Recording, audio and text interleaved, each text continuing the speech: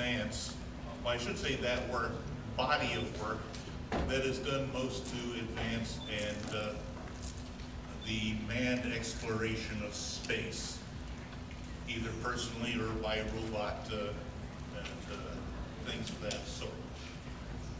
Because I was not too sure that my arm would heal in time to come down here to do this, I've asked Joe Haldeman to step forward and present the award to Kim Stanley Robinson.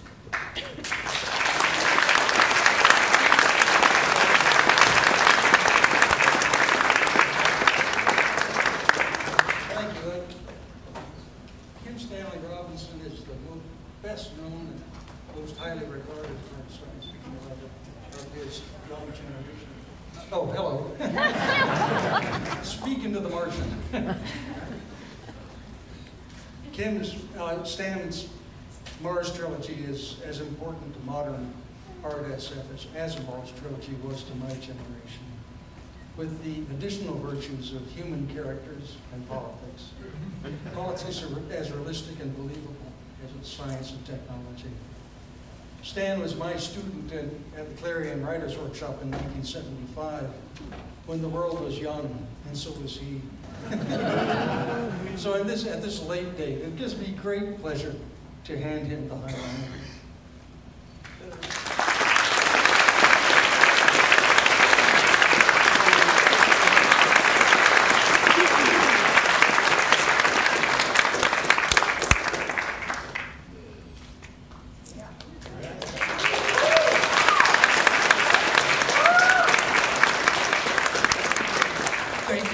Thank you, everybody.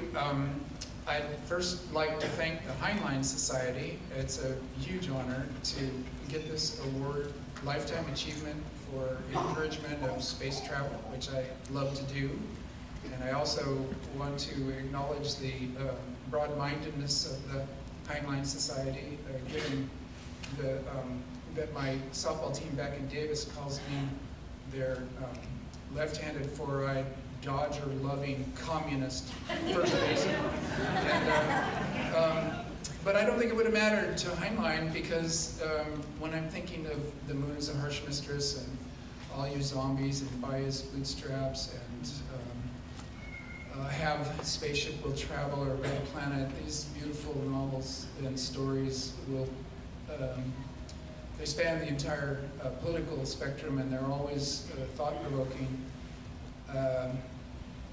They are permanent works for us to enjoy and be inspired by, so it's a great thing to remember. And I like to remember that I grew up in Southern California, and when Heinlein lived in Southern California and was a member of the Los Angeles Science Fiction Society, he was known as Crazy Bob. And that was partly because of a fist fight where he pounded a certain L. Ron Hubbard over at this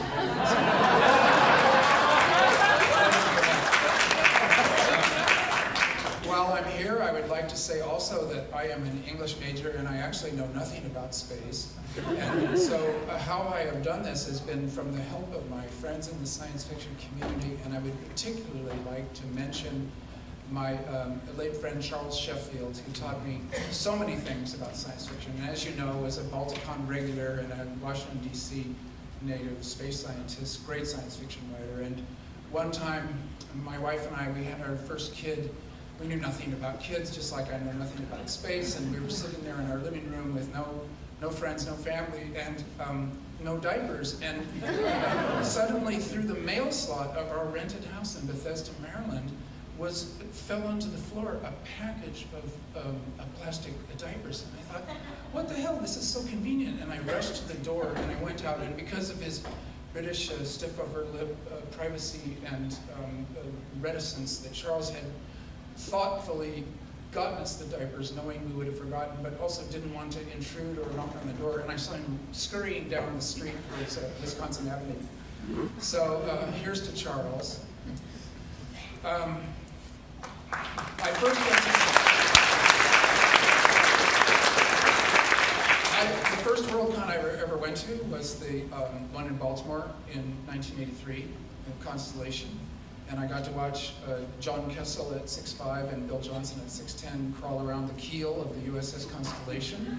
It was a hilarious sight, and I loved that convention. And it taught me, it was an introduction to the science fiction family that has never ended for me. It's like a hometown. It's like an intellectual community, but also a hometown where you keep coming back and seeing the same people, as George mentioned. And it's a science fiction story where they get scattered out through space and time, but then they keep reconvening on weekends here or there around the world. And you can see Jules Verne or Charles Sheffield over your shoulders, and it goes on that way. It's a beautiful community. And then I was also at Balticon in 1988. It's the only other one I've ever been at, as far as I can recall. And there I met two of my closest friends, Terry Bisson and Paul Park in the bar. And that's been a great gift of Balticon to me, from then till now, from 88 till now. I guess that's getting close on to 30 years. And then lastly, Buccaneer, I just saw Pirates of Penzance in a performance done entirely with banjos and kazoos. And it was the most beautiful Pirates of Penzance I'd ever seen. And so they had literally a 1-minute intermission in which they stood and told us pirate jokes. So all these pirates, you know, they have lots of earrings. How much does a pirate have to pay to get an earring put in? A buccaneer. Okay, thank you, and I will be soon done, if I can remember. Why are pirates so bad at playing poker? Because they're standing on the deck.